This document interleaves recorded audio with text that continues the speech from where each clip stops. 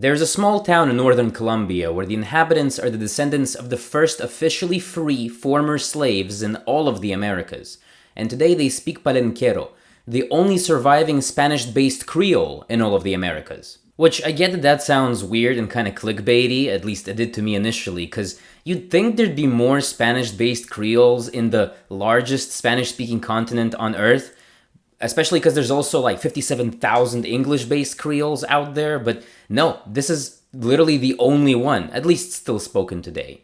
So now, let's talk about it, because people don't do that often enough. Hello everyone, my name is Sean and welcome to my channel, where I talk about languages and the languages of those languages. Before we dive in, a quick refresher. Pidgin versus Creole. A pidgin is a grammatically simplified language that develops between groups of people that don't have a language in common. Once enough people begin speaking a pidgin, pass it down to their children, who then become native speakers, a pidgin evolves into a Creole. There are hundreds upon hundreds of examples of this from around the world, and we've talked about pidgins and Creoles plenty on this channel before, but some of the biggest and most famous examples of this, especially considering the region that we're talking about, are Haitian Creole, which is French-based, Jamaican Patois, which is English-based, and Papiamento, which is Portuguese-based, with a sprinkle of Dutch. So, Palenquero, a Spanish-based Creole. First, let's take a quick listen to a native speaker and hear what it actually sounds like. Se necesita para gente Yomagui, ¿no? Porque se hace que la acusa huele ahí mismo, porque se matita aquí es un mata vivo de aquí de Palenque, que mismo hace a tren gutuele hace salir y mismo tielan está sembrado, suto necesita pecho magui, ¿no? Porque suto aquí hace comer más sin magui que con magui, porque se comunita aquí necesita tanto repertorio peten guto, ¿no? Sin buen ya lo tanto repertorio la hacen dan gutu, mismo hacen dan gutuele. It's spoken in the town of San Basilio de Palenque, located about 50 kilometers southeast of Cartagena in Colombia. First, let's talk about the town, the name of which I'll be shortening to Palenque because San Basilio de Palenque is a bit of a mouthful to say every time, but we'll talk about how it came to be and how it got the way that it is today, because this story is very much tied to how the language came to be. Back in the 16th, 17th, and 18th century, Cartagena, known as Cartagena de Indias, was slave trade central. It was one of the biggest hubs for slave trade in the world, and it was obviously a terrible, horrible affair with tens of millions of people suffering in unimaginable ways. And so, of course, many of the captured African peoples fought back, and there were numerous rebellions happening all across the continent. By the way, the term for escaped former African slave in the region in this context is the Maroons. But in Colombia, one of the most famous and definitely the most successful rebellion was led by a man called Bencos Biojo, who is just a top-notch dude. The story goes that he was of Mandinka origin, and he was born into a royal family in what is today Guinea-Bissau. And this guy has real Kunta Kinte vibes. I mean, they're even both Mandinka. Anyway, he was captured, brought to Colombia, and sold to a Spaniard in the year 1596. Eventually, in 1599, he escaped to the marshy lands southeast of Cartagena and friggin' organized an army of escaped slaves and even built an intelligence network to help others escape and find freedom and refuge in this new community. He also dubbed himself the King of Arcabuco. The Spanish kept trying and trying to find them and put an end to it all, but they kept failing. Eventually, in 1612, the Spanish agreed to sign a peace treaty with them as long as the Maroons stopped accepting new runaways and stopped referring to Bencos Biojo as king. But then, like 7 years later, the Spanish broke their own treaty, captured Bencos Biojo, and then on the 16th of March, 1621, Bencos Biojo was quartered and hanged. He fought valiantly for decades, may his memory live on and may his sacrifice never be forgotten. There's actually a pretty cool statue of him in the central square of Palenque, so it's pretty awesome that people still remember him to this day. In any case, the Maroons kept fighting, and the Spanish kept trying and trying to stop them, and this kept going on for another almost 100 years, until the Spanish finally gave up, and in 1713, by official royal decree of the Spanish crown, San Basilio de Palenque became the first officially free town in all of the Americas. Just a little side note, while 1713 is definitely a very significant year in the history of the town, it's just a bit confusing as to when exactly this decree was decreed, because other sources mention the dates 1691 and then 1696.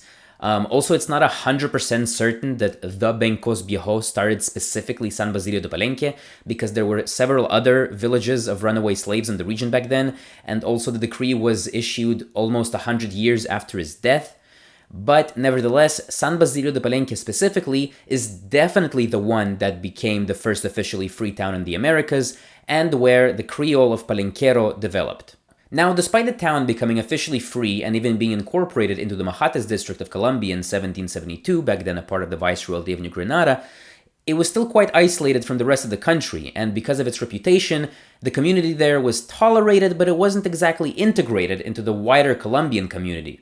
And it is precisely because of this isolation that Palenquero was allowed to develop, evolve, and survive to this day. But also, it's a bit of both of a blessing and a curse at the same time, if you think about it, because on one hand, everybody leaves you alone, nobody's aggressive towards you, but also nobody really wants to interact with you in the first place. And while sure, this linguistic peculiarity is thriving, but inadvertently, it's part of the reason why nobody wants to have anything to do with you in the first place. The language has always been very stigmatized, and the wider Spanish-speaking community has always looked down on it as incorrect and corrupted Spanish.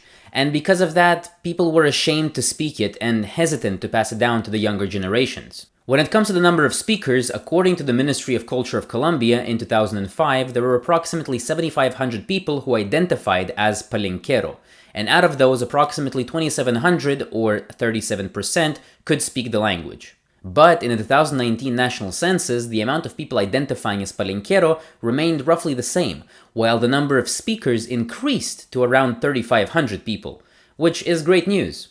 Over the last 2 decades, attitudes towards the language have definitely improved. There are radio broadcasts, music groups, there are loads of cultural events, the language is being taught in schools in Palenque, and young people are even using it amongst themselves.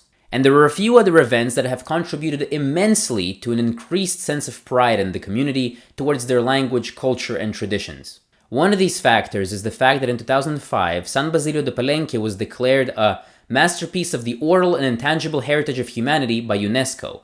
People are becoming more and more aware of it, there are loads more tourists and development projects going on, and it seems like stuff is really looking up for the town, which I think is lovely. Additionally, in 2014, a cookbook of local cuisine from Palenque, written in Palenquero, was entered into the Gourmand World Cookbook Competition in Beijing, China, competing against hundreds of other cookbooks from 184 countries.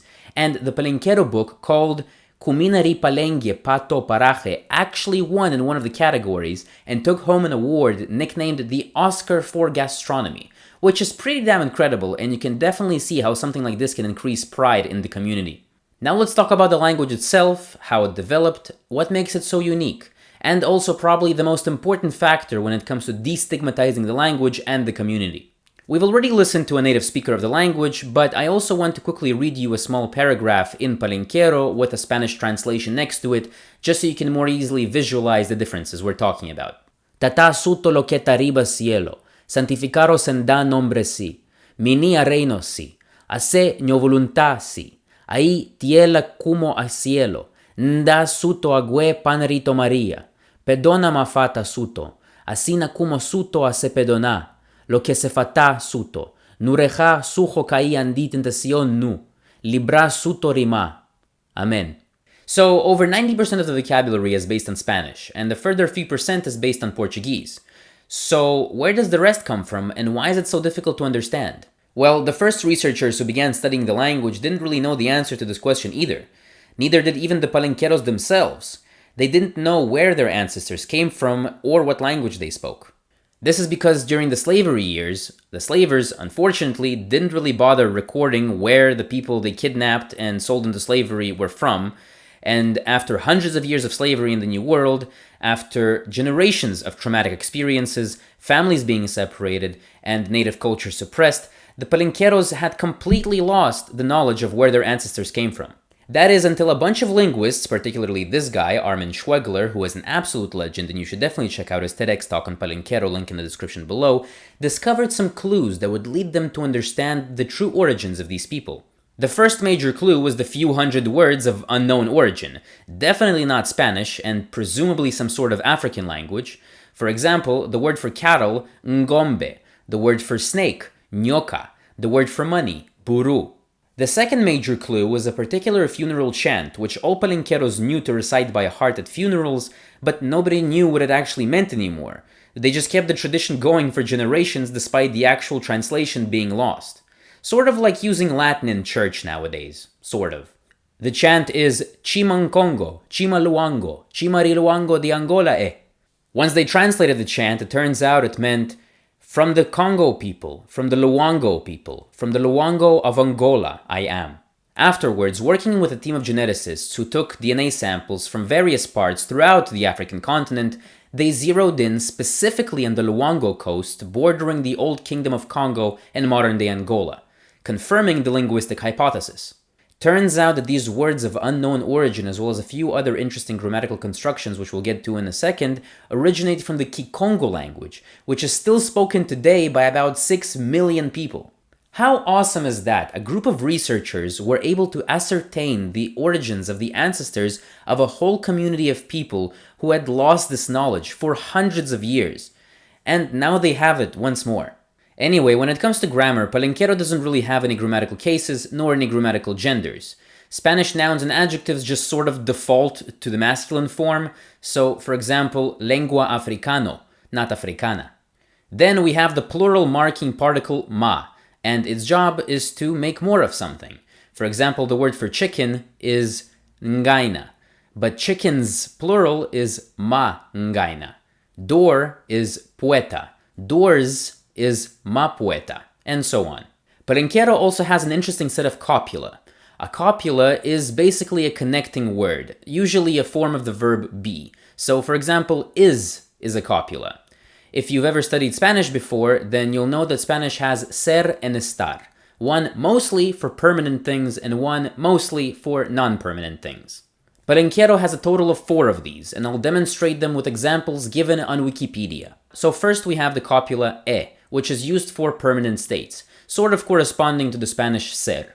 So, bo e mama mi nu. You are not my mother. In this sentence, it's also interesting to note that both the possessive mi and the word not, nu, are both placed at the very end of the sentence. They come after the noun that they're referring to, mama, which is different from standard Spanish and adds an extra layer of unintelligibility, especially when spoken fast. Next we have the copula ta, which is used for temporary states and sort of corresponds to the Spanish estar. So, ese mujer ta ngolo. That woman is fat. Then we have jue, which, I quote, is used as a copula for nouns. And the example sentence given is mujer mi jue negra y yo jue negro. My wife is black and I am black. Now, I'm a bit confused as to the exact function of jue in here, because in Spanish I'd use the word ser, or the Palenquero equivalent, the first copula we talked about, e. But this is a different case, and I guess it's more of a matter of nuance and just getting used to it, which is why jue is used here instead. And last but not least, senda, which I quote once again, is only found with predicative nouns and adjectives referring to permanent states. So the example sentence, I tan senda doto. I will be a doctor. Which again, in Spanish, I would use the verb ser. Again, the first copula we talked about, the equivalent e in Palenquero. Where in this case, I would use the future version of ser in Spanish. But still, I think the fact that there's a bit more of a variety of copula in Palenquero is an interesting quirk, and that's something that just makes it that much more unique. Which isn't to say that Spanish doesn't have a great big variety of copulas, it's done differently in Spanish. In Spanish you have like 20,000 verb tenses with all your futures, past, present, subjunctives, and whatever else, where you conjugate each copula based on the tense and the number that you're referring to. In Palenquero you just have these 4 standalone copulas, which isn't worse or better than Spanish either way. It's just, at this point, they're 2 separate languages. And again, it's just what makes Palenquero unique and different from Spanish, which I think is pretty cool. But yeah, that's pretty much it, and it's time to start concluding the video. But first, one more random fact that I didn't really know exactly where to fit in, but it would be disgraceful of me not to mention it. There is a man called Antonio Cervantes, also known as Kid Pembele. Born in San Basilio de Palenque in 1945, he is a retired professional boxer who actually held the World Boxing Association champion title and the light welterweight champion title twice between the years 1972 and 1980. He is an absolute legend, and he has definitely helped put his hometown on the map. There's actually a funny story about him as well, but I can't really verify whether it's true or not, so take it with a grain of salt.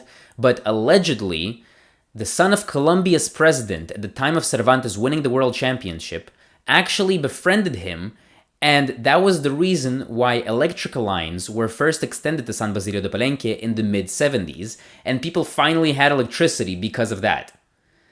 No idea how true that is, but hey, why not?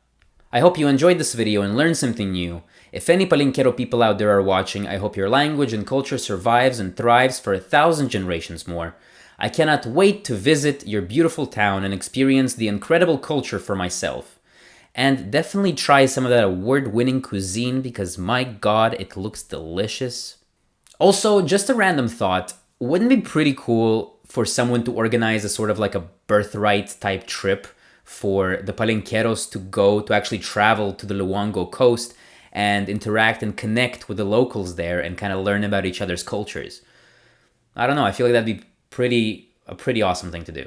If you are a part of a community that speaks an endangered language, please don't neglect it, continue to speak it, and pass it down to your children. Thank you so much for watching. Hope you have a great day and a wonderful night. Peace out. Ane aten ke kolari nyo, andi toma kundilo ritiela lande ele aten ke ngacha toma familia rima pueblo. Lande ele aten ke ngacha me ceniza rima tumba. Lande ele aten ke ngacha lo que se baja a pobo. Etana se pibibipa ele. Toma lo que tan minitra yo aten que atendelo. Ane aten que habla. Riño ama gente lo que tan minitra. Condando justicia ama pueblo lo que tan nace. Todo lo que no hace.